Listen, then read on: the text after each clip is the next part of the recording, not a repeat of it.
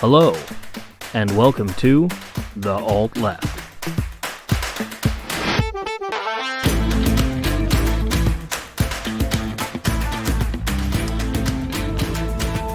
Welcome back, everybody, to The Alt Left. Today is February 3rd. We got a pretty good show in for you today. Joining me today, as always, is Matt. Hey, everybody. Welcome back to the show. And the good Reverend Dr. K. Good evening, everyone. And on top of that, we've actually got a special guest joining us today is my comrade Russel from a sister podcast that we are friends with called Policy War. Hello. Nice to be here. Welcome, Russel. Happy to have you on the show. Yeah, thanks for spending the time. Yeah, I'm excited to talk about the great state America is in right now. Indeed. We're going to be talking about the breakdown we're currently having in our political parties and the civil war erupting in both major parties, Democrat and Republican, seems to be happening simultaneously, which is unusual. So yeah, join us for this. It's going to be a good one. We need to talk about what's real, separate the lies from the fiction, because those who can make you believe absurdities can make you commit atrocities. Seems that we have a bit of a disconnect in what the political parties are telling us is what's going on internally and what's actually happening. No. Yeah, I mean, we got the Democratic Party who is congratulating themselves, patting themselves in the back, and I just want to take full credit for predicting this, have basically hung their mission accomplished banner and have gone home. We won the Senate, and everything's going to be good forever now. That's just how things work.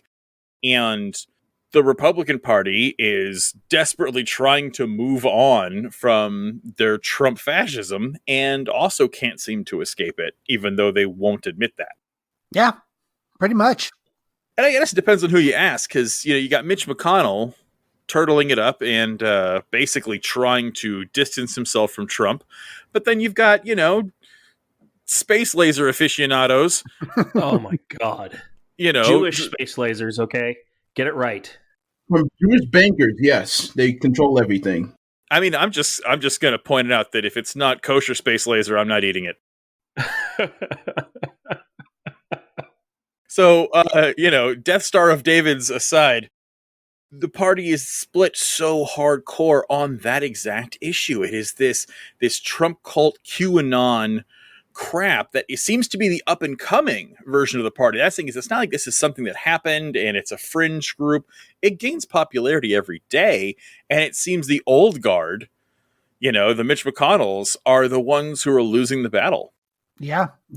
I keep going back to that meme of like Alfred talking about the Joker, in their desperation, they turned to a man they didn't fully understand. Like they started a fire and it's kind of growing out of their control. Oh, it has. Yeah, that's actually kind of a good analogy. Both of them. I like that. You're right. They did desperately turn to Trump. And yeah, it's like a kid who started a fire in the backyard and now it's gotten out of hand. But what's interesting about that, Chris, is it's not just the right. We're used to seeing like the Tea Partiers come in and kind of disrupt things a little bit. But for the most part, the left has always still kind of been able to hold it together. And that doesn't seem to be the case anymore. There are definite divisions happening within the Democratic Party. And I'm just going to say I'm here for it. Did you ever think you would miss Sarah Palin being the craziest person in the Republican Party? Oh, God, no. No, not at all. It's such a weird thought to look back on those days as sanity. And you're right, the Democrats are losing it too. I mean, back in December of 2020, AOC did this press conference that, everyone harumphed over and talked about, and, where she said basically the DNC needs new leadership. But that's an understatement. I mean, think about it. Okay, Pelosi and Clyburn are both 80 years old, right? Yep. Is Pelosi really that old? Yeah. Oh, yeah. I mean, the youngest of all of them is Chuck Schumer, who's 70. So you got 70. You got Spring Chicken Schumer at 70. Pelosi and Clyburn are 80. Joe Biden is 78. And Feinstein is rumored to be 87 when she crawls out of her mummy crypt and comes and votes. And she's one of the most powerful Democratic senators there is. And again, hats off to Feinstein. Like, again, kind of like a Ted Kennedy, like this crappy person who accomplished a lot of amazing things, but needs to go. It's time. Like the Oscar get off the stage music was playing a decade ago and she didn't hear it. And who's the progressive? I mean, we got Bernie Sanders. He's the only senior senator who's of this up and coming movement. Dude's 79. He can't run the show. He's already had a heart attack. I mean, he's either going to die or retire and survive. It's going to be one of the two. And then we've got the squad. Yep. Who aren't old enough to run for president yet. Yeah. And AOC, I think, who is the most senior of them, I think, or close to it. I thought her and Ilhan Omar came in the same time, I think. You're right. They did. They came in both at the same time. But the thing is they've fully admitted, like, we're not ready to take on that responsibility. And I don't fault them for admitting that. I don't. I actually applaud them for doing it. But we have this weird gap where there's literally nobody to take the reins and lead from the left at all. Yeah, I don't think you're wrong. Real quick, Ilhan Omar is actually 38, where AOC is only 31. Oh, I wasn't talking about their actual age. I meant more in terms of experience in Congress. I thought that AOC got elected they're all first. pretty young and very, junior as far as that's concerned. Pelosi has been in Congress for 40 plus years. Gotta be. Yeah. I think Americans care less and less about experience, because every politician who runs in a campaign can say, I have so much experience doing in the private realm, in the government realm, that, I mean, people vote on really personality and your political beliefs more than experience, I would say. I don't think, because Obama was just a one-term senator, then immediately ran for president because he had a popularized speech at the Democratic National Convention. Like, people really don't care about experience as much as the news promotes that they do, to me. Yeah, no, that's actually a fair point. I think you're right on the money there. Like, I mean, even with, and both sides too. Look at Donald Trump. Like, I mean, the guy didn't have any political experience at all, and the right just swooned over him. So your point has merit. You're absolutely right. I think to most of the American public, they don't really care about experience. You're right. It's about personality. Well, and to be fair, I think there's an argument to be made there, because I absolutely believe that political experience is a tool. It's a bonus, but these aren't surgeons. I don't need them board certified with a decade of experience. AOC has come in here as a bartender in New York City and done more for legislation and the soul of the party and cared more about her constituents than any single Democrat in there. So this idea that, like, well, they need to be a governor for so many years and maybe a state senator for a decade. It's like, I mean, don't get me wrong, those are good things. Like, it's not that hampers you. That definitely helps you in learning how to push legislation. But it's not like you get elected to senator and it's Mr. Smith Goes to Washington. You just sit up there on an Apple box writing letters by hand. Like, no, you have a staff. You have a team of lawyers. You have a House whip. Like, you have people who will guide you and have expert knowledge. You don't need a law degree to be a senator. It helps. But I would much rather have an inexperienced person who actually cares about the working person in the United States up there with no experience in making laws and having a team of advisors than someone who doesn't give a damn and has 30 years of legislation experience. I mean, okay, there you go, Mitch McConnell. I mean, by that argument, then Mitch McConnell's a much better senator than AOC. No, he's an awful senator. Well, actually, AOC's not a senator, but you know what I mean, though, like a legislator.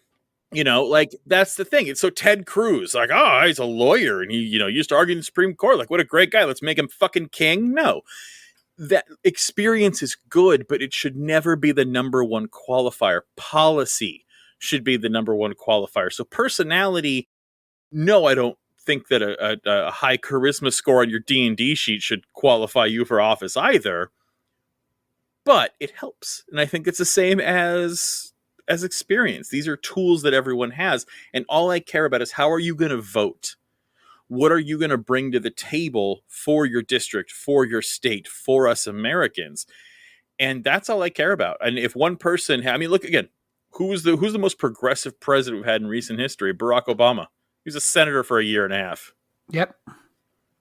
Yeah, it's not like he's done this forever. Yeah, George W. Bush, however, managed a bunch of professional baseball teams. He was the governor of Texas, one of the biggest states in the country. And how good was that guy governing? I don't think that he ever governed a day in his life. Is that the right question? Is how good was he the right question to ask? Like, I think a more apt question would be, how well did Cheney?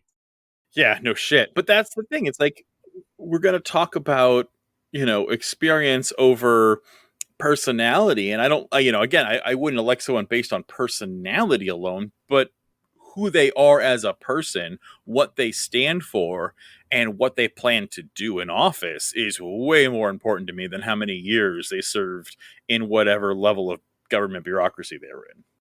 Oh, absolutely agree. I mean, it's something we've discussed a couple of times at this point on this show is we value policy first. I mean, that's kind of where we stand with this. That's what matters to us over anything. So let's start it off. So the first thing I want to hit on is let's talk about the left. We all sit on the left. This is, I think, a much bigger deal for us than anything else. I don't know.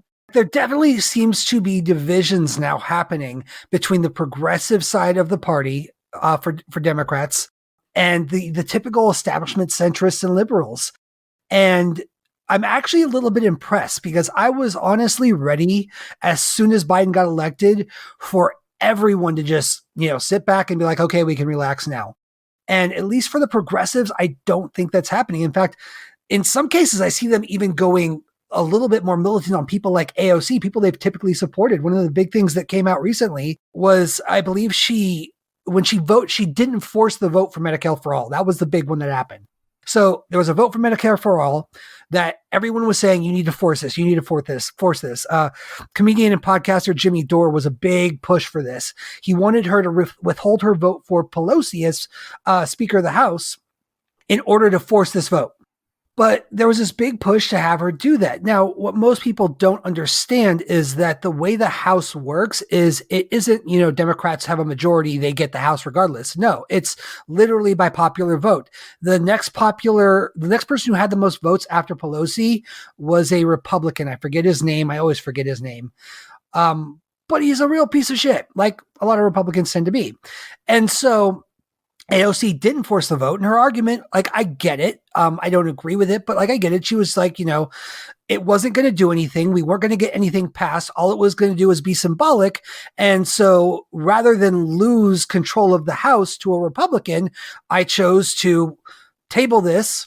And what they got in exchange for that is they actually were able to pass a lot of stuff that would make things like the Green New Deal much easier to get through down the road. I get it.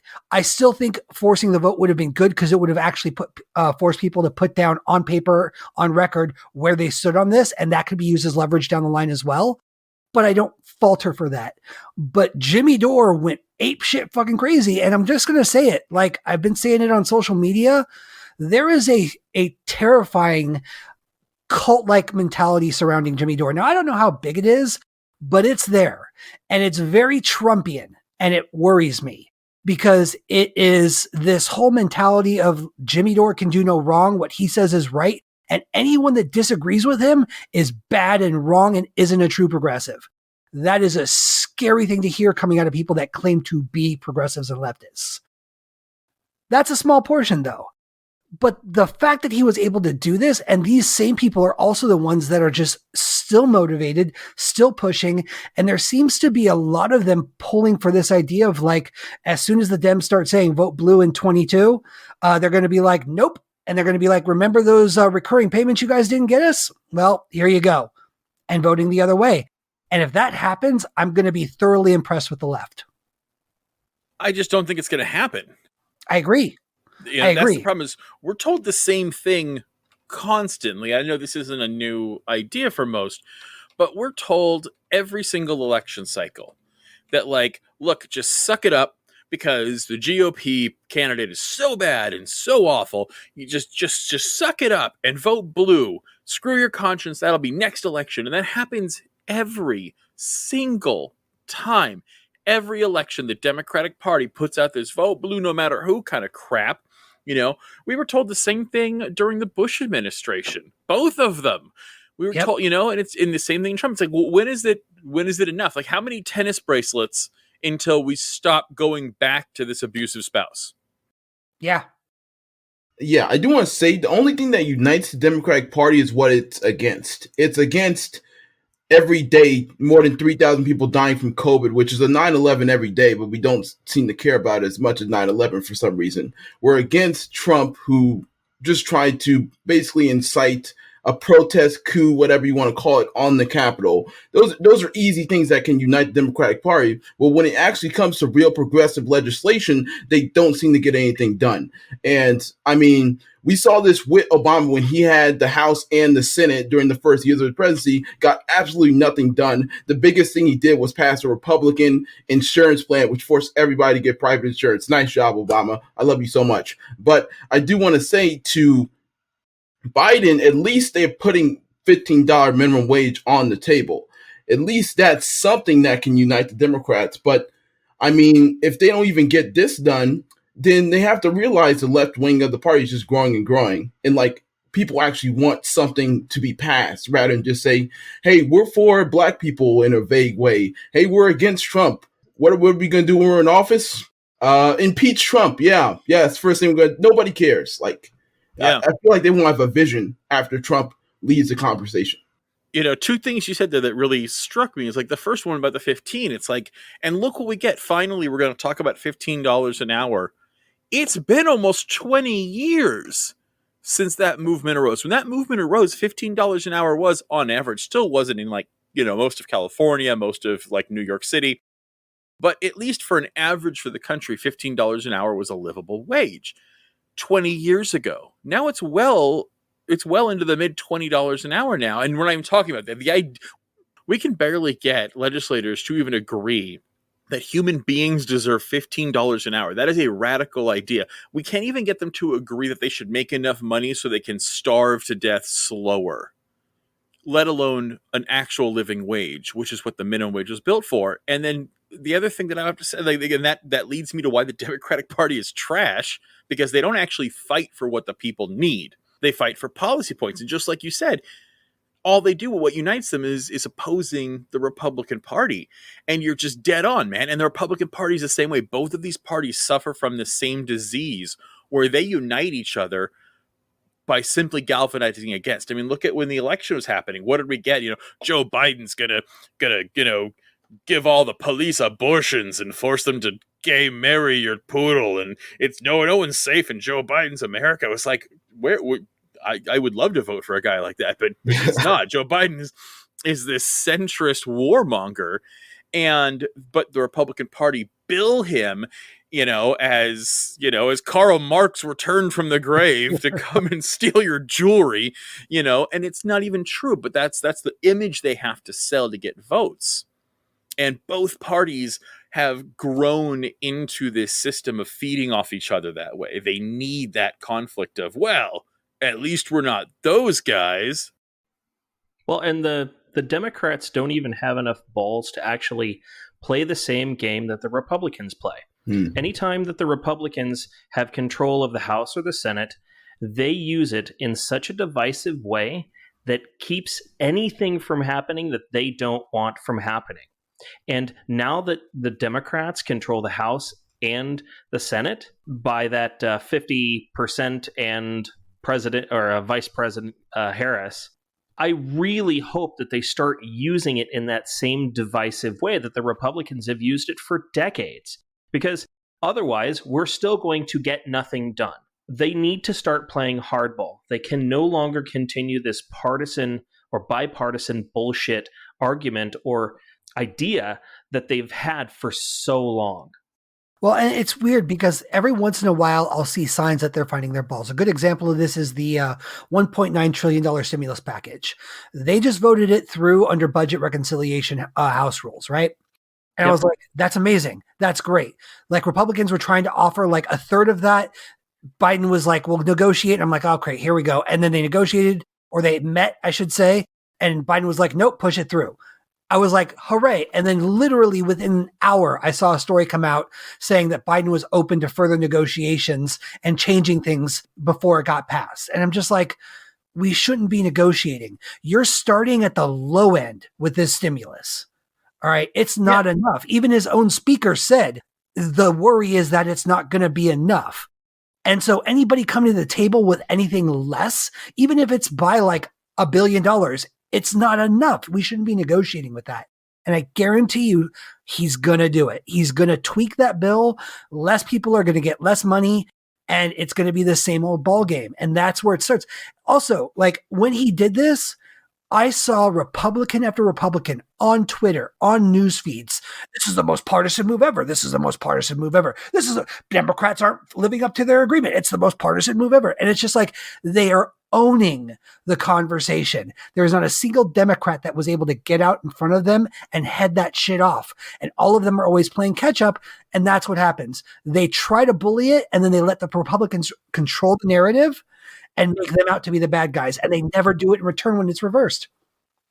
Yeah, you're exactly right. But the thing is, they're not going to. Like, this idea that, like, well, if the Democrats can just grow a spine, then this will get fixed. It's like, but that doesn't actually benefit them. The Democrats serving the people does not help the Democratic Party. They need to bring about the status quo. It's that people who just want brunch back. It's that same thing. They serve the moderate, not the left. And so they can bring things back to normal, then they'll lose, and the Republicans take over, and the Republicans do what Republicans do, and then the Democrats get to campaign on, well, look how much the Republicans have screwed everything up. Don't you just want Uncle Sniffy Joe to come back and make everything normal again? And it's like, normal's garbage. Normal is people dying. Normal is people not getting health care. Normal is war. But that's what people want. If anyone here is a fan of The Mandalorian, there's this scene where, this ex-stormtrooper's talking to this commanding officer about, the Empire falling, and he makes this statement about how people don't actually want freedom. People want security and safety and order. That's what most people want. They don't want rightness. They don't want ethics and freedom. They want control as long as it's safe. And that's what this is. The Democratic Party will not bring anyone liberation. It never has. The Democratic Party makes you feel safe. That's its purpose. It's the TSA at the airport. It's security theater. That's what the Democratic Party is. It's to make you go, look how bad those Republicans are. Now Nancy Pelosi's going to come and cuddle you and make sure that you can finally get $15 an hour as a minimum wage. Watching people who make less than 40 grand a year talk about how minimum wage increases are going to tank the economy and ruin their business is just the best Stockholm syndrome ever. Well, and they don't even understand how that actually affects businesses and the economy. It doesn't affect businesses the way that they think it does. Yeah. There's no study I've seen when a country increases the minimum wage that small business just eradicate, or more than 50% of small businesses immediately just go bankrupt. I mean, a lot of these businesses make profit. That's how they survive. And how they make profit is by cutting wages, because that's the only thing they can really cut to make profit. So, I mean, it's not like the economy will immediately be destroyed. When I forget, Republicans always say this, we have the strongest economy in the world, but for some reason we can't pay our poorest people to survive. It seems kind of ridiculous. And I do want to mention this point you said about, Democrats, they saying Republicans go low, we go high. But in all honesty, Republicans win those legislative battles long term. Like, they act like they care about the founders. The founders never talked about the filibuster. The founders never talked about delaying a Supreme Court appointment just because an election's coming up. They don't care about the founders. They don't care. And Democrats need to realize this is a political game to get people economic ability, economic rights. You have to play politics. While people may say you have the moral high ground because you didn't do the Supreme Court delayance, nobody's going to remember that in 4 years. Yeah, by allowing the Republicans to get away with that crap in the first place during Obama's reign, again, that's the weakness of the DNC. Like, oh, well, Lindsey Graham is going to go on record now, so now we got him. As if the right wing cares about keeping their word on policy ever. Nobody cares about what the record was, regardless if it was completely damning. They will always have an excuse. They will always have a way to spin it. It will always be something different than what they actually said because they say so.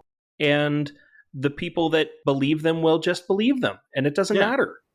And the Democratic Party is torn on this issue. We have this old guard who just doesn't get that things have changed. That this idea that Republicans and Democrats can all agree on a bunch of things and just kind of argue about taxes and military budgets, they want that back so bad. Nancy Pelosi wants that back. Chuck Schumer wants that back. That Biden just desperately, he's up there cuddling Nazis in Auschwitz sweaters for unity, desperately trying to bring us to a civilized time.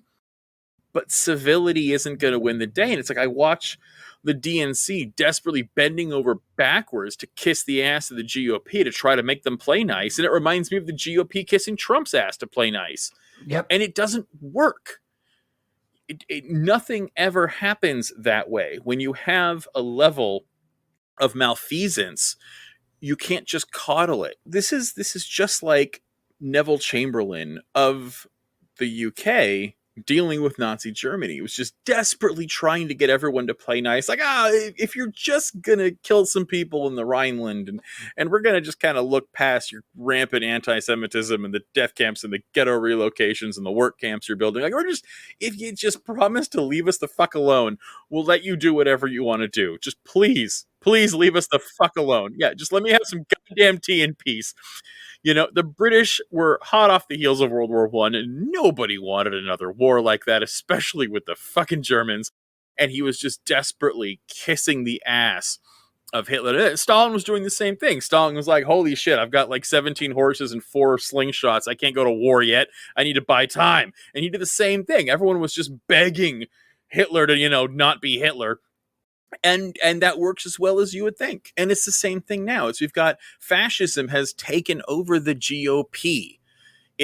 We've got senators who have supported a fascist storming of the Capitol to try to overturn an election. We have the woman who says that school shootings were false flag operations and that the Jews are lasering us from space is now on the fucking education committee. The party's gone. It's time to put grandma down. It's lost its mind. There is no coddling that will bring that back. This isn't the 60s where we had to have an argument about certain tiny, issues before the civil rights era came about. This is non-negotiable. The party will not play nice. The party will not meet in the middle. It won't do it. So why is the liberal side desperately trying for this thing that will not happen? Well, it's like we discussed before. What's the middle ground? Like when we're talking about civil rights, like, okay, you can kill a few black people. Like you can't have a middle ground there. Okay, some gays get no rights or like, okay, you can have so light treason and diet genocide. That's all you get. Like that's the thing. It's there. The divide between the parties is so big you cannot negotiate your way out of it because this constant one-upping and double dipping into this extremism on the right has finally reached it. I mean, I shouldn't say it's reached apex. It can always go crazier, but it's reached the point where they are no longer in control of their party. The old guard on the right has completely lost control of it. Whereas the old guard on the left is just oblivious to what's going on. Like I know people like Mitch McConnell know exactly what's happening and they're desperately trying to stay in power and control the party and they're not going to do it. Yeah. Mitch McConnell is desperately throwing water balloons at a house burning down and Nancy Pelosi is crossing her fingers and closing her eyes and praying that the house won't be on fire when she opens them back up. Yep.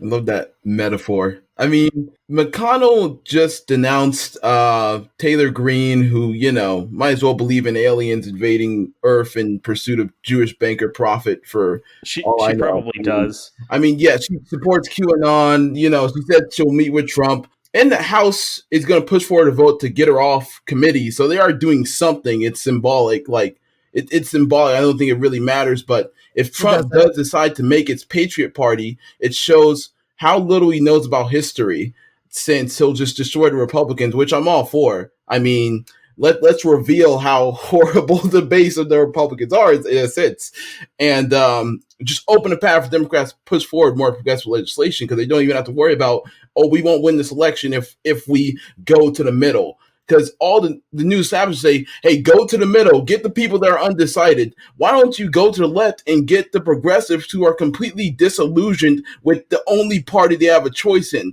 Why don't you do that? Like Matt said, many progressives decide not to vote for Biden because Biden, like you said, is a warmonger. He's a segregationist. He does not care about economic rights. Let's be honest here. He has credible rape allegations. Right when he went to jail, yes, credible rape allegation. He basically was. I mean, And they're surprised that progressives won't just bend over and vote establishment Democrat all the time. It's. I mean, seriously, if you ask someone on the street, hey, here's the candidate. He's an old white guy, family military background, supports war, has a lot of questionably racist statements in his past, has credible rape allegations, and constantly asks God to protect our troops. What party would you say that guy's from? I'd say he's a Republican. It's if it looks like a pig and talks like a pig. So, but that's who we've elected. And this is, and like you were saying, Russel, like, why didn't we go for the disenfranchisement? This was the one time the Democratic Party could have shot for the moon and pulled it off, right? Because everyone who was disenfranchised, like you and I, were not going to vote for Biden. It's not going to happen. I mean, this guy looked around during the BLM movement and was like, law enforcement, that's who should be VP. Yep. That's like that. Talk about a guy who can't read the room is Biden. And that's not a gaffe. That's not funny. That's not him making a joke when Obama was getting sworn in for the second time. Like, that was a terrible choice. Kamala Harris is pro-slavery. Kamala Harris had willingly, the appeal went to her. She actually had to make a conscious decision to make sure that 2 women got raped and horribly beaten in men's prisons. That was her choice because they begged her to please not put them in men's prisons because they were very trans women. And she went, nope. And left them to be tortured in prison. And this woman wouldn't let people go when they should have been released early because it would have created a profit problem for the prison work program. Oh, no. Chris, you don't understand. You see, she's evolved on marijuana. So, all good now. Oh, well, then she never wants mind. to smoke a little bit of gaunch, just like everybody else. Evolution is the best democratic convenience there ever's been. But the funny thing is, like you said, Russel, like if Trump knew his history, right, he wouldn't be doing this Freedom Party because it's going to torch the Republicans. And it's almost like, well, that doesn't surprise me even if he did, because Trump doesn't give a shit about the Republican Party or anybody who's not him or his hot daughter that he wants to bang. But the Republicans should be wary of that. And that's what blows me away, is that the GOP is so reticent to impeach him. Because, like, if this guy doesn't get impeached, or he gets impeached, if this guy doesn't get convicted and barred from office, he's going to destroy their party. He's going to run a Freedom Party and kill the GOP. At least for the next couple elections, which is what happens. And at least for the next election, minimum. Like, every time there's been a serious third-party chat, it kills the GOP for at least one election. You would think Ted Cruz and all of them would be like, whoa, this has gone too far. This is taking bread off my table now.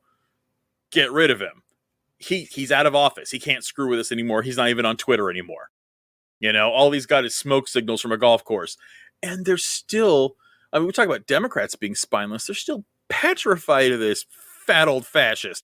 This guy's got nothing. And they don't see that. And they're going to let him tank the party. And that's exactly what's going to happen. If he does this third party poll, right? What's going to happen? He's going to have this Freedom Party, right?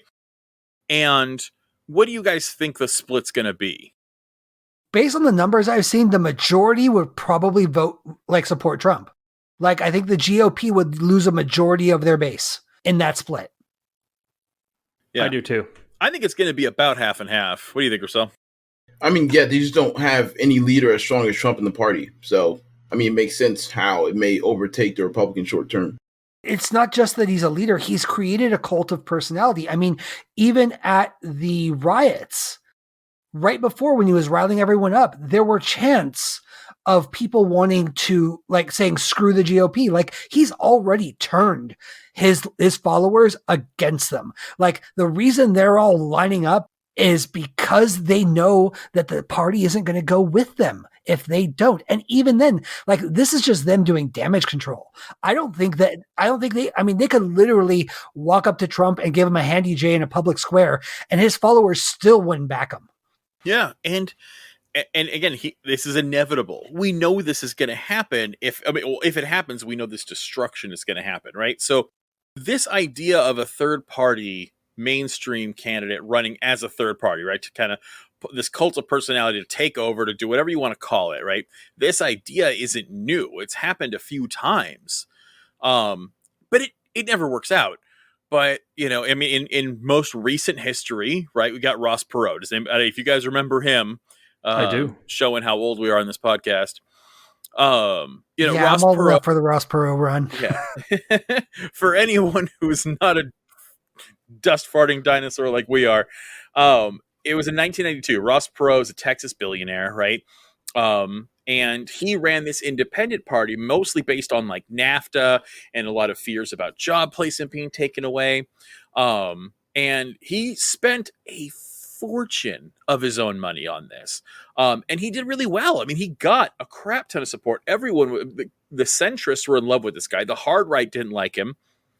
Because he was talking about hurting bankers and stuff. And the far left didn't like him because, I mean, he's a billionaire from Texas. They have nothing in common with him. But the centrists were like, hey, this guy's a breath of fresh air. And he ended up receiving 18.9% of the popular vote. This guy was so popular, he actually got into the debates with Bush and Clinton. I mean, if you remember, what's her name from the Green Party? Jill Stein was arrested for attempting to join the debates when she ran as the Green Party candidate. Like, she actually arrested and was handcuffed to a chair. Yes, she was held captive and handcuffed physically to a chair by police so that she wouldn't join the debates. This is how guarded we are about this. But he was actually welcomed on board. I mean, only after there was a lot of problems with him being silenced. But he got 18.9% of the popular vote, even though he didn't win any electoral votes. But that was 19.7 million votes. Almost 20 million people in America voted for Ross Perot, and that pushed it for Clinton. And it was very contentious. He ran again for president in 96, but he won like 8% or something like that. He won a very small vote. Clinton mopped the floor with him, and so did Bob Dole. But that completely changed the election, and there was talk then of it hurting the Republican Party. Back then, the GOP was still strong. Bush had screwed up, but the GOP was not in a dire strait. They weren't in this post-Trump era. But the time where it was dangerous was during Theodore Roosevelt's time. So he established the Progressive Party, which nobody knows it by that. It's always called the Bull Moose Party, which just means a moose with testicles. It's just a nice 1920s way of saying a moose balls. But Teddy Roosevelt was actually pretty popular with the people because he started out as a hardcore conservative, and through his presidency, he actually became more and more liberal. He was interested in nature conservation. He was interested in breaking up. As much as he loved capitalism, so minus point on my books, he did hate oligarchs and he hated monopolies and he hated the stifling of free trade. Like, he was a capitalist in the sense that the old school capitalism of, I want a bunch of mom and pop shops to be fighting over pennies. Like, that's what he wanted from capitalism. He didn't like the idea of conglomerates and large stocks, even though he was rich as hell. But that's a whole nother story. I can talk about Teddy Roosevelt forever. But what he did was he left office, right? And Taft took over. Taft became president, and Taft and Teddy were actually friends until Taft did a whole bunch of things Teddy didn't like. They became bitter enemies. And so, kind of like Trump, Roosevelt was like, I am the new Moose God King. I'm going to come and fuck your shit up. And he just showed up and started his own party and called it the Progressive Party, right? And this is in 1912. This one really screwed the pooch, right? So on this election, take a stab. What percentage of the popular vote do you think this guy got as a third party? I'm going to guess if Ross Perot got 20, I'm going to guess 30. Oh, very close. It was 27.4. So damn near 30. Yeah, it's a good call. Yeah. And now Taft, the Republican, right? The conservative Republican, got 23.2.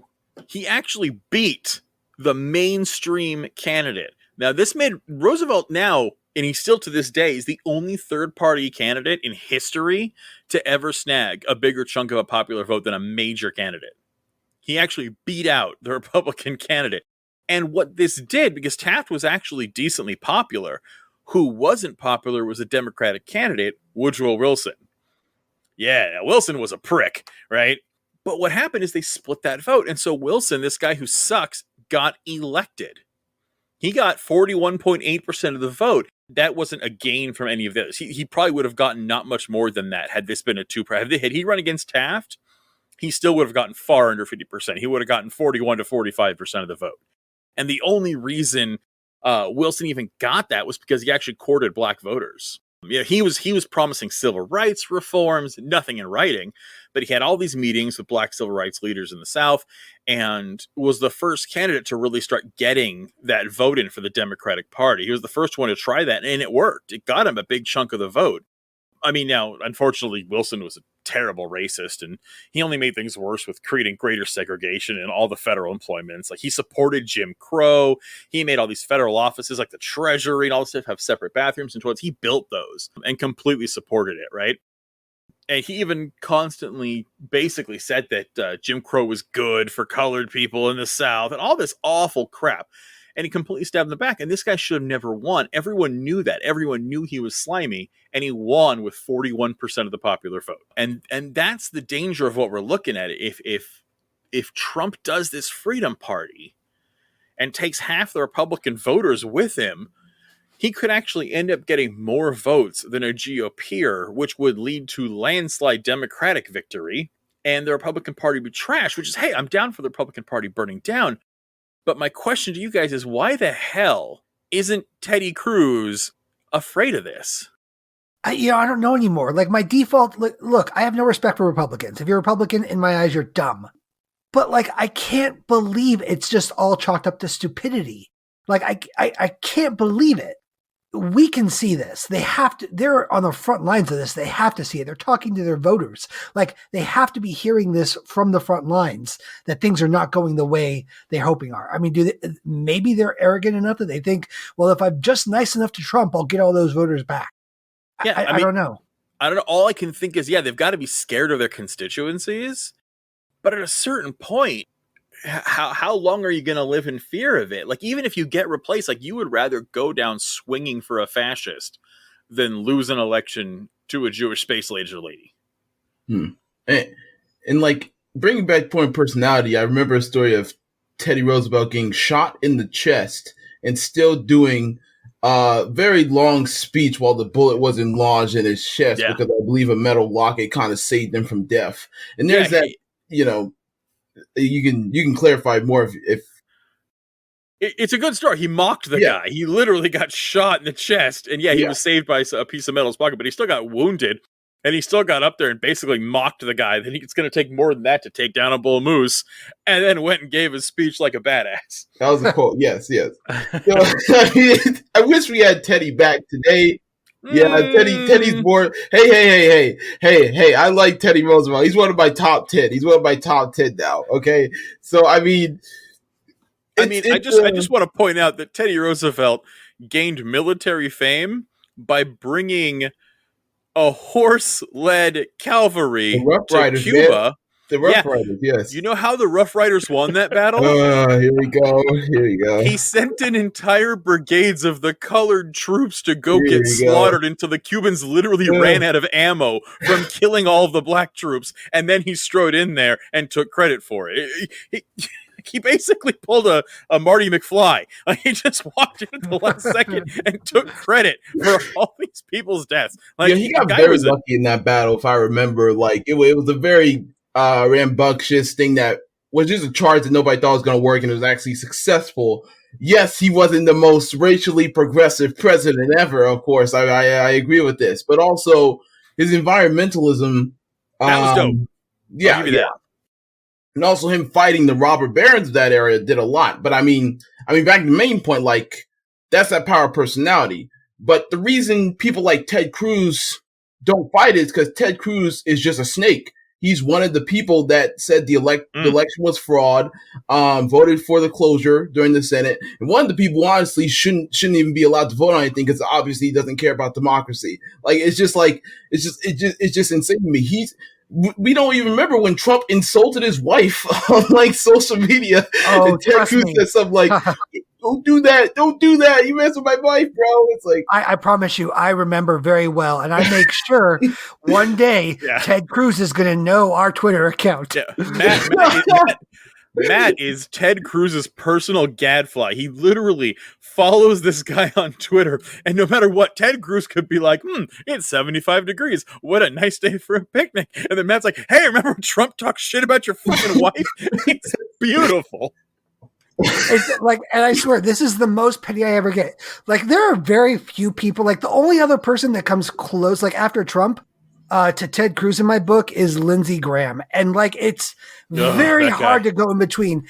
But like, I don't know, like Lindsey Graham, I almost feel sorry for him because I feel like he's a little bit in the closet, right? Like, it's not just me. Like, anybody else getting those vibes? I mean, if 13 feet deep is a little bit, sure, yeah. But he's a stereotype. He's that obvious, closeted Republican. I feel a little bit bad picking on somebody like that. Not that like he's not awful and doesn't deserve it, but it's just Ted Cruz is really the piece of shit that I want to go after.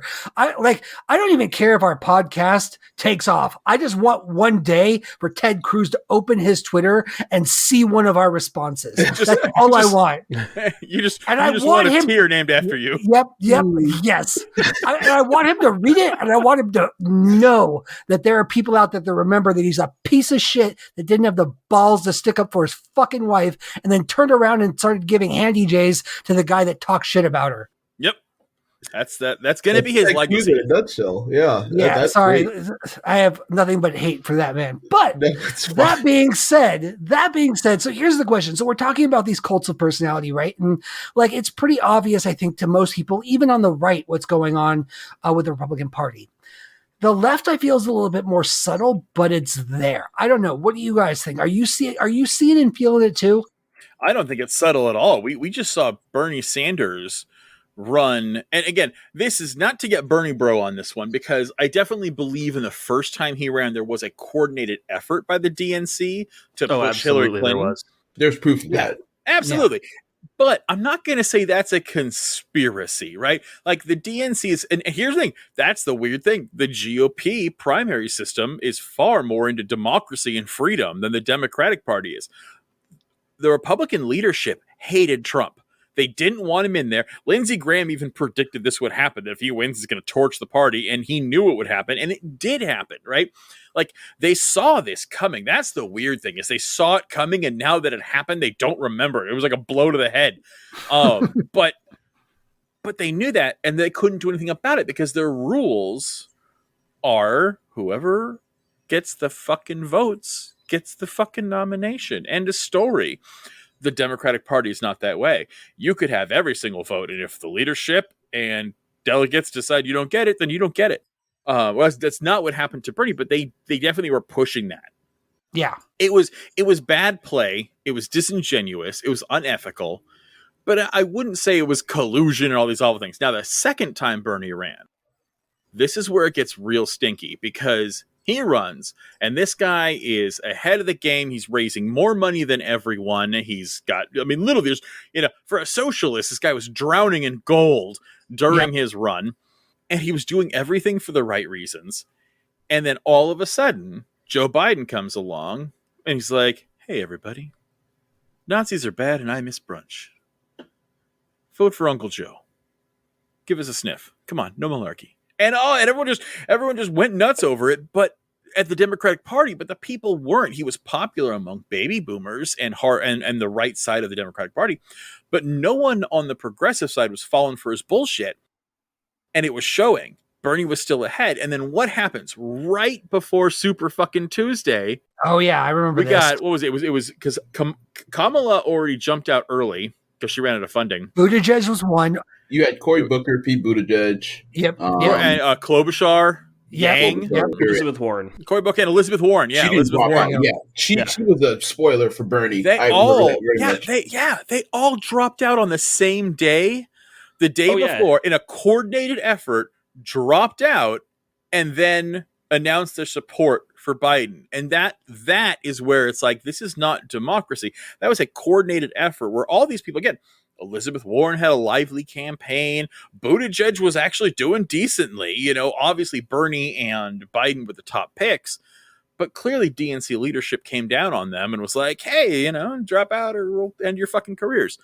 And they did. And you can't tell me these people who hated each other sat up on stage all the time and then suddenly dropped out all unifyingly on the same day endorsed Biden. That is horseshit, and that is absolute collusion from the Democratic Party to do this, and that is what's screwing them over. It's this crap. It's this, you've got to vote for Hillary Clinton. You've got to vote for Joe Biden. You've got to pick these centrist candidates that no one wants, and their refusal to accept the progressive wing of the party is going to be their downfall. Yeah. And that's kind of why, and what's remarkable about it is the staunch differences in there between the left and the right. One of the big reasons why the right is the way it is because that's the place that the electorate keep going. As soon as the electorate like one-ups their previous crazy, all the elected officials double down on it. All right, because they know if they don't, they'll be voted out. And they always play to their base. They don't give a fuck about centrists, and they still get centrist votes. That's the other thing. Independents vote for Democrats and Republicans just about equal, even though the parties are vastly different, or at least ideologies are vastly different. I shouldn't say in policy they're probably not that much different, but that's kind of why. Like, centrists will vote equally for a left or right person. So, but Democrats, they only want the centrists. They've abandoned their base. They've stopped giving a crap about what the left wants. In this idea, again, because of this stupid third way strategy they developed after Reagan, where it's like, hey, if we just play to the center, we're going to win. And it worked for them enough. Those sane Republicans will surely join us any day now. Yeah. And it just doesn't work. And the thing that the problem is like, it worked with Clinton because that play to the center, it was clearly centrist. Like, no matter what the Republicans were saying, it didn't work to try to paint them as some like progressive or leftist because they were clearly centrists. The problem is we've had 20 years since then of the Republican Party painting anyone that's a Democrat as some crazy left-wing communists, and people have just been growing up with that and accepting it. And it's like, no, as we've said before, any person that's a current establishment Dem is right-wing anywhere else in Western countries. And Bernie Sanders is a hard centrist. The way we view politics in this country is so skewed. And I think it's a big factor in why these divisions exist, is because there's people both on the left and the right that legitimately think Joe Biden is a socialist extremist. And I'm like, I'm still waiting for that. Give me that job, guy. Baby. Yeah. But like, yeah, the DNC had an opportunity to do anything they want. So I was saying, like, they could have shot for the moon. Like, they could have Bernie, they could have put Yang, they could have put me up. It wouldn't have mattered. They could have gone as left as they wanted to, because the vote blue no matter who crowd was going to vote blue no matter who. Like, that's the thing, is it didn't matter who you put up there. They were going to do anything to get rid of Trump. Joe Biden did not, and the fact that he's like, I'm only going to serve one term, I think it's because he knows he's not going to get elected a second term. He won because Trump sucks. People did not vote for Joe Biden. They voted against Trump. Those people would have voted for anyone. But then they could have also harnessed the progressives by putting up an ultra progressive. I mean, we've had this. Fucking Thaddeus Stevens existed. This guy once beat another senator with his cane over slavery. Like, this guy was amazing. We have these examples of insanely progressive, wonderful humanists in our party who care about being on the right side of history and care about doing the right thing and actually give a shit about legislating for their constituency. This can happen. And the Democratic Party refuses to do it. And it makes no sense unless you're going to entertain the idea that, well, they're bought and paid for by the same banking and war interests that the Republican Party is. And if we believe that's possible, all of a sudden the math works out. I mean, yeah, it's not even an idea. It's just the truth. I mean, hundreds of millions of dollars in campaign donations, and these companies give to Democrats and Republicans, like Facebook does, like Amazon does.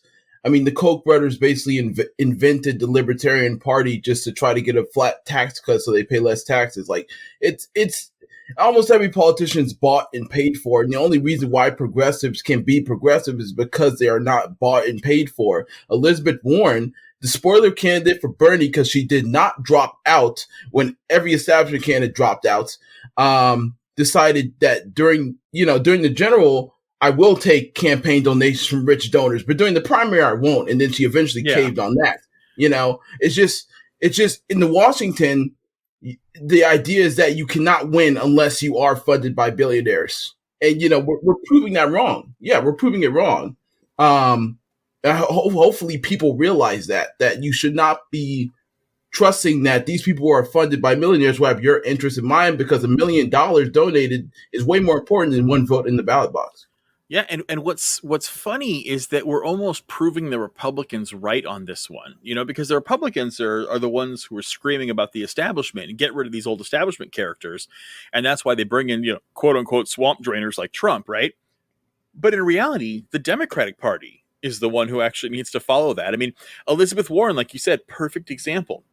She goes after Bloomberg, rightfully so. Bloomberg's a slimeball. But she goes after him because he has all these allegations of sexual misconduct in his workplace, right? And all these women who he's sexually harassed and harmed are under gag orders. And she's like, release the gag orders, bitch. Release the gag orders. He's like, oh, well, they have to. And she goes, oh, they will. Just say you'll do it. Say you'll do it. Come on. Calls his bluff. It was amazing. I became such an Elizabeth Warren fan when she nailed his ass to the floor on that one. And then all of a sudden, Joe Biden has multiple accusers. One of them is very, very credible of physical rape allegations. And it's just silence city. She doesn't even bring it up. And it's like, how are you going to go here and rail someone for sexual harassment allegations, but someone has a very credible rape allegation and we're not even going to talk about it? That's the old guard. That's the DNC. And it's just as bad as the Republican Party. And we need to wake up and realize that these dinosaurs will not save us. Is it nice having Nancy Pelosi, who knows everything she's doing? I mean, I can't fault her. She's incredibly powerful. She's incredibly savvy. That woman is a genius, knows how to play the game. And watching her burn Trump has been a joy. She still sucks. And she needs to not be in power. But we keep trusting on people like her to deliver. And people, establishment, wealthy power players are never going to come through for the working class. Amen. And I'm interested, do you think the Democratic Party going more to the left is a good thing? Because, I mean, from my understanding, you're more centrist. So do you think, they should stay centrist with Biden? Or, I mean, what are your thoughts on them? No, I don't think they should stay centrist with Biden. I think Biden he's at this point a stopgap measure. He is not someone who is going to take us to the quote unquote promised land. He is the guy that we put in place so that we could get a few things done until we can do more. I'm still a liberal. I still believe in those basic tenets. I just have some ideas that stay a little bit more centrist because I understand that we can't burn the system down as Chris would want. Because if we burn the system down, then we have nothing. At least that's my view. We need the AOCs. We need the Ilhan Omars. We need those kinds of candidates and those kinds of electors so that eventually when Nancy Pelosi's of the world do finally die off and leave this world to the rest of us, that we can continue to actually move forward. I can't wait for that. That's general progressive history, young ones come in, youngs become conservative. But if we looked at the country's actually really democratic, really progressive in terms of percentage. Oh, absolutely. Yeah, they are. Yeah. It's just so many don't have voting rights. Puerto Rico does not have 2 senators. They don't have really any real voting representation. They have like a member that can like stay in committees, and that's really it. Yeah, but so what? That doesn't mean anything. Yeah, it does. It doesn't. DC would be 2 senators easily, 1 house, probably more progressive than most of the country. It's just the Republicans do everything they can to like inhibit democracy because they know democracy is not on their side. That's why they do things like voter ID laws. That's why gerrymandering. Yeah, they do all kinds of stuff. Democrats do it too. They are masters. The Republicans are masters at stopping people from voting. Exactly. For whatever reason, however they want to do it, they are masters at keeping people from voting. And they do it because they know that the people that they're going to keep from voting are the ones that aren't going to vote for them anyway. Exactly. And Russell, what you said is absolutely correct. They've done numbers on this. Pew Research has done polling, and all kinds of places have done polling. When you boil it down to just policy, like you take away any hint of whether it's a left or right policy, and just ask people, what do you feel about this policy question? Overwhelmingly left, whether they're aligned left or right, people want leftist progressive policies. People want Medicare for all. Like most Republicans just don't realize that Medicare is a socialist system. They all have it. Like all of them are on Medicare. Like all of them get Social Security. They're just oblivious to the concept of those things being socialist systems. When you ask them about getting stimulus checks recurring, all of them want it. Like when you ask them about gay rights, like yes, there's a big vocal minority that don't want it, but things like that, there's a whole youth element in the Republican side that really legitimately don't care about stopping gay people from getting married and things like that. Like there's overwhelmingly in this country, and I'm going to say it's probably high 60s, low 70s, that would favor progressive policies. The problem is we've gotten locked in to this D and R mentality. And if it comes out of the mouth of a D, the R's don't want it. If it comes out of the mouth of an R, the D's don't want it. Well, and it's this old guard that continues to perpetuate those notions far beyond the practical application with the younger people who should be voting in this country. And I say should be because a lot of them are not. Correct. And if you are of age, you should be voting. Yeah. Yeah. I agree with that if I had actual choice, which I don't in the great state of Indiana. The choices are Republican. Yeah, those are it. Okay, bye. It's not really much. That's how it is for most of the country. Closed ballot systems, closed parties. I mean, what you're saying is completely right. It's reminds me of this political theory I heard, Diverger's law, where like basically because we're first past the post system, we're automatically going to be a two-party system. If we were like proportional representation like it is in Europe, we would easily have 4 to 6 parties. Yeah, parliamentary government would solve this. Yeah. Easily. And we don't have that. Republicans definitely don't want that because it more accurately show that more people are on the left than the right. And the Electoral College, things so simple we could change to improve democracy Biden doesn't even want to do. And many Democrats aren't pushing for it, even though it would make them more powerful. And it does go to Chris's thought of they want this back and forth Democrat Republican because it's obvious things they could do to easily win every single election. Republicans have won a single Republican election by popular vote since Bush. What was that? Bush 2004, 2008. Like if you think about it, they won a single popular vote in the last 7 presidential elections. People don't like them. It's that obvious. Like it's not rocket science. Agreed. No, but that's the reason why the Republicans want to keep the Electoral College system. It's the reason why the Democrats want to keep the Electoral College system is because it makes them fucking money. So depressing every time I talk about American politics. I love it so much. Now, I don't know if you've actually seen, there is actually political action you can take to not have to have those choices. It doesn't take much at all. You can actually go to any REI, any sporting goods or camping store, pick up a compass, right? Take it outside and just start turning around. And when you see a big W, go that direction. And when you hit the beach, wow, okay, you'll be in a blue state, my friend. I don't think you guys need more progressives in all honesty. No, I beg we do. Yeah. More Republican votes come out of California than any state in the country. Oh, the governor's doing a horrible job. No. The California is like 45% Republican, and we have the highest population in the country. We definitely need our leftists if we're going to stay this way. So Southern California, Los Angeles, Orange County, Long Beach, these are the progressive areas. And then San Francisco is a small little bastion up north. But other than that, it's fucking Republican here, bro. Yeah, really? They're everywhere. Oh, yeah. And let me tell you too, Absolutely. like I talked about it on the show, I live in a place called Simi Valley. It is so red. This is where the Reagan Library is. Very Republican there. Yeah, the Ronald Reagan Libraries. Yeah, I live a little bit further north of Los Angeles, and the town that I live in is old. And when I say old, it's because it's one of the oldest towns in the area, and it is Republican. Very Republican. Is it like a split between like the metropolitan areas are Democrat and the really rich property areas of California are like more Republican, or like why the further you go away from population centers, just like everywhere else in the country, the more rural you get, the more Republican you get. Yeah, that's why Atlanta was blue in Georgia, you know. Yeah.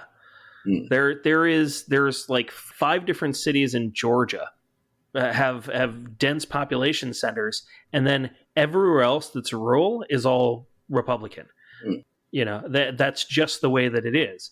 You go anywhere in the country for the most part, and that's the way that it is. The more densely the population, the more liberal or a Democrat the population there is going to be.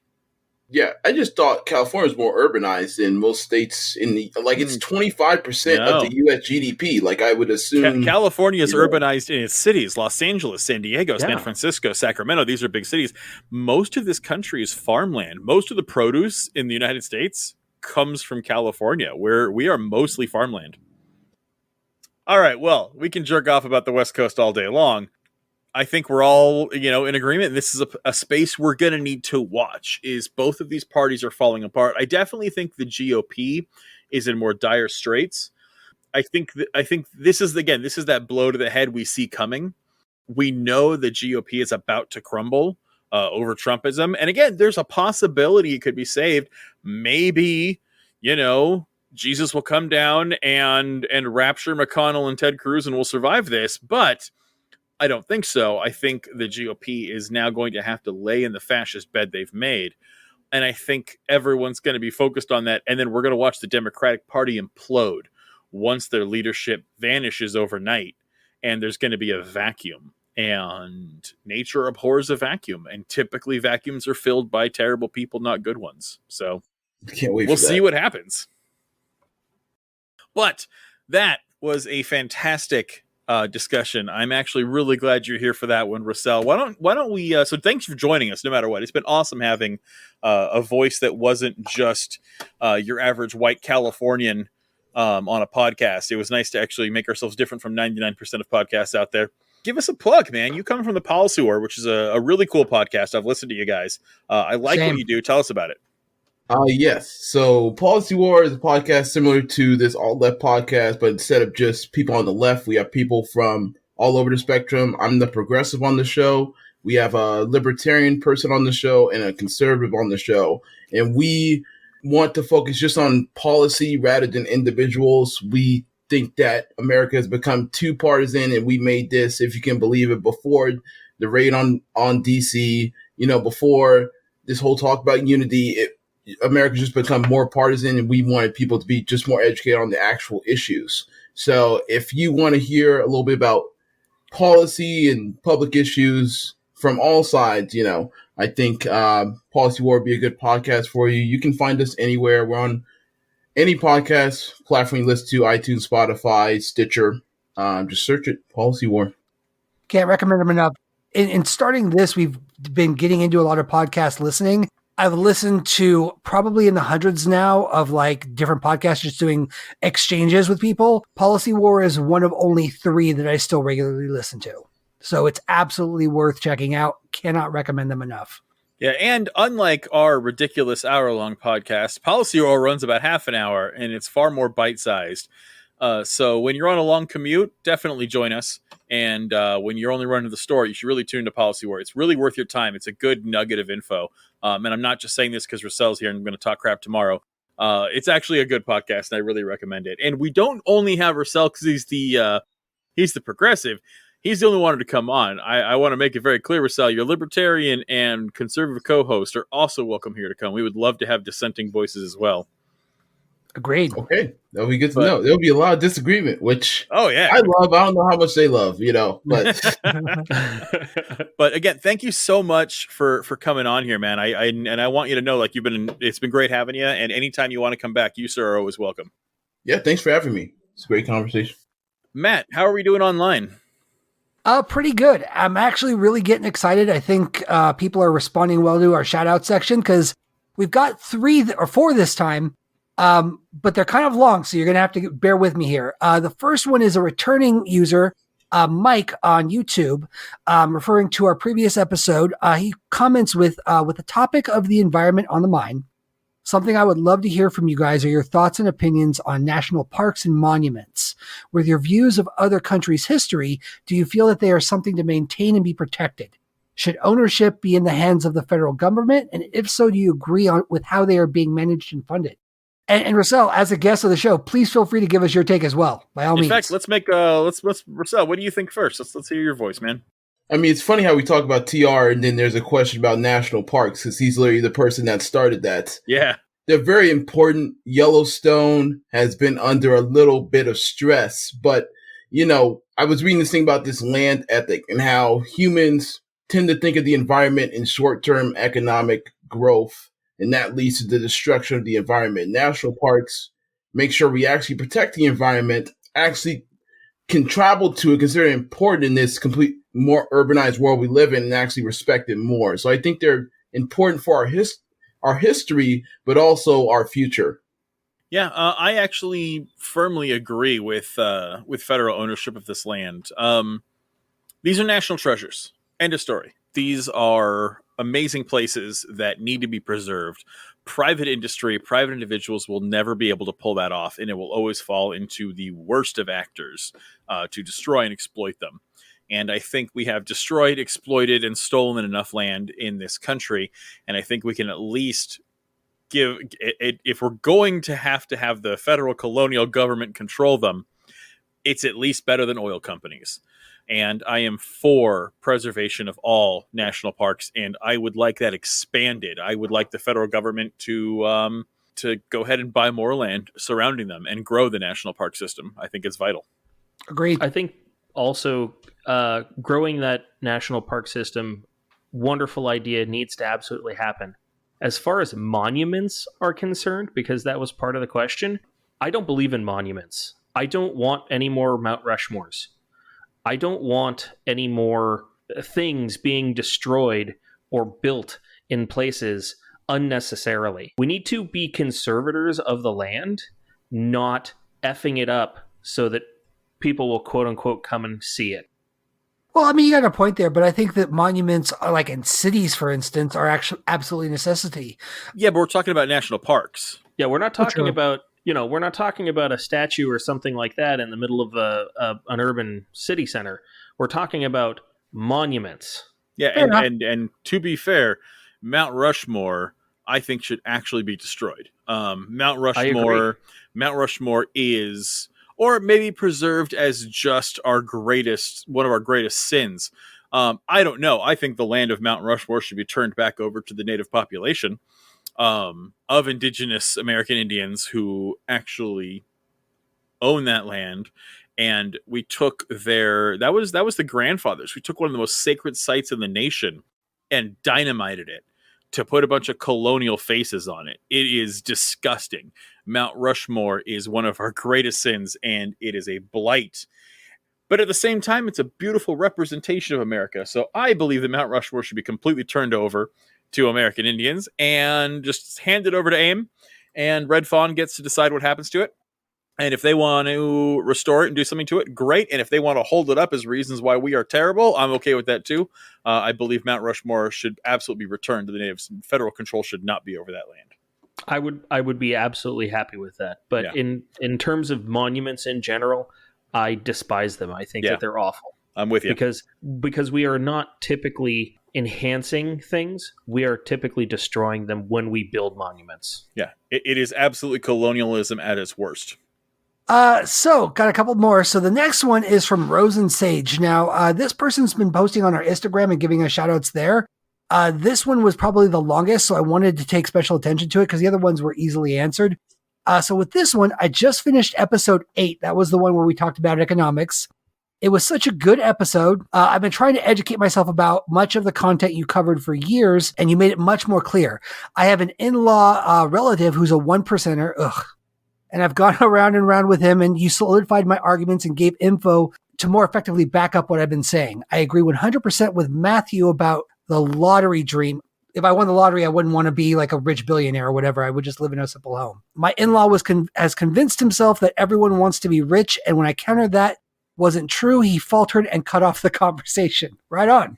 I have a spouse and 2 kids. We've been struggling because of COVID, but even if I won the lottery tomorrow, I wouldn't want to give them the world. I would want them to grow up in a world that truly celebrates diversity, inclusion, and access to opportunity to pursue what gives each of them purpose and passion. Keep fighting the good fight, fellas. Well, right on. Right? Thank Pretty you. Good. Yeah, appreciate that. So thank you to Rose. And you keep fighting the good fight as well. Exactly. We're very sorry about your 1%er in-law. That's rough. That's unfortunate. The next person we've got is Alex C, and this is I've been interacting a little bit more on MeWe. So that's another one of the replacement social networking apps we recommended last week when we're talking about media in general. This is a replacement to Facebook. Been interacting there. It's not great overall. There's a bunch of right wingers that just come in to troll and make life hell, but there are a few good progressives in there. Alex C had some questions for us, so I wanted to bring them out. So he was talking about our most recent episode. This is the one having to do with the environment. And he's like, we touched on this in another thread on MeWe, but he's like, I'm intrigued by your alt-left moniker. I'm listening to the part about media integrity and was refreshed to hear you mention sources like the media bias chart to help vet the credibility of information. I've been told before that the major media corporations are all, quote unquote, in on it and have influenced many of these sources, including that one. And that the only sources that are ranked unfavorably are the true sources, etc. Unfortunately, like anti-vax, this kind of conspiracy thinking often comes from the left, not just the right. Very true. And so he says, I've heard you criticize establishment liberals, but also these irrational, sometimes cult-like figures on the far left. Just curious, where do you see yourselves on the spectrum in terms of policy? Socialist Democrat, socialist, social democrat, etc. On the axis, would you say you're more authoritarian or libertarian? Do you prefer labels like liberal, progressive, or neither? So I wanted to say a couple of things. So yes, I've also encountered several people trying to claim that places like NPR and Reuters are just mainstream media bullshit and that the only ones you can trust are these out there sources. And when I've challenged them on this and I've said, okay, can you give me any legitimate third-party independent source that backs that up? They're just like, well, no, this is just what I believe. I can tell when I'm being lied to. Well, it's the same as Trump losing the election. Like, well, it hurts my feelings, so that's how it is. Do you have any evidence of voter fraud? It was clear. It just was. Exactly. And and it's true. This kind of cognitive dissonance. Yeah. And it's there on the left too, just like the right. It's anecdotal, personal bias. Like it's all of those things that I talked about in terms of the challenges that we have for critical thinking. Yep. They exhibit all of those things in that one statement. But yeah, and it's something to be cognizant of because it's not just the right, it's the left too. Now, I don't think it happens as much on the left, but it happens a significant amount. I would have to disagree. MSNBC is one of the most popular news platforms, and it's taken up the mantle of what the Huffington Post used to be. I actually disagree. I think the left is just as culpable as the right. I think their lies are just less harmful. It's just not Jewish space lasers. Fair enough. You gotta remember, Bezos owns papers like the Washington Post also, and they still do reporting that's pretty left, pretty on the left. So, I mean, the establishment media, I would say probably more liberal because they see where the current of society is going, and it's not the status quo, it's for change, obviously. But this also goes back to the point you made about Jimmy Dore and how much of a following he's made. These independent media outlets, like podcasts, like YouTube, political talk shows, they're really what news media is scared of. After Biden was elected, I mean, mainstream media ratings went down like 18-20%. Like it's just what's going to happen. People are going to accept these more independently created shows. Yeah. And it's kind of why one of the things we always have to advocate is facts and policy first, feeling second. Like that's what it's got to be. Now, for the second part of your question, we kind of talked about it in the beginning here, but I just want to go into it. So I identify as progressive, But again, I care about facts and information first. So anybody else that's going to say they're progressive and then tell you something like the media bias chart, they're just fake and they're run by the mainstream. No, those people are stupid and just as dumb as any Republican. Don't listen to them. I care about facts and verifiable information, not some, left-wing news source telling you that this stuff isn't real and really we have the real scoop and everything else you're being talked about is being lied to. That's all bullshit. I don't care what your feelings are. Yeah, I care what the facts are. Exactly. So, yeah, and in that line, there's a few things you can paint with the umbrella. I believe in M for A. I believe in social justice. Bernie and AOC are absolutely a couple of politicians that I like, but keep in mind, I don't worship them. If they do something wrong, I'm going to call them out for it. If they do something right, I'm going to give them an attaboy. It's the same thing we do for the right and the left. There's a reason we gave Romney props for being the lone voice of reason in this Republican debacle. Does it mean we think Romney's great and that we're going to vote for him? No, he's a fucking piece of shit. But at least he's not advocating for overturning a legal election. Okay. And so that's kind of where I sit. The rest of you guys, I'm going to let you go ahead and put in your 2 cents on that. I won't speak for you. Okay, throw us some love. Give us your stance on your spectrum. I believe in social rights. I believe in God. I don't. It's the thing is no, I definitely don't believe in God. He calls me the Reverend Dr. K because it's probably the furthest thing from the truth. I believe in facts and science. I believe that policy should be governed by those things and those things alone. I don't care what your feelings are. If it's right and it's true, then it's right and it's true. And I'll give you a little addition on top of that. I think where Kay really diverges from Chris and I is, I think Kay is always going to be, I think in a lot of cases, more compassionate. Chris and I are absolutely for bringing out guillotines and hanging and chopping off the heads of the rich.